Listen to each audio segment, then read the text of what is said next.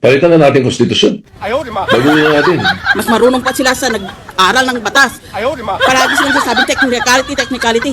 Exactly. The law is exactly a body of technicalities. That's why you need 4 years of law school plus 1 year of the bar, in all, a total of 9 years, para malaman mo kung ano itong mga technicalidad na ito. Dahil kung wala tayong mga technicalidad na iyan, wala tayong tawag na rule of law. Wala tayong tawag na due process of law. Kailangan ma-retire na muna itong mga Supreme Court Justices na ito para magbago kaisipan. Kasi unanimous, wala man lang dissenting opinion, wala man lang opinion, otherwise na meron sinabi ng ganito, kaya ako bumoto, explanation, wala man lang eh. Kaya, itong mga iba na nagdudung-dunungan, akala mo kung marunong pa sila sa abogado sa dating hukom o sa mga hukom ngayon, nakaupo.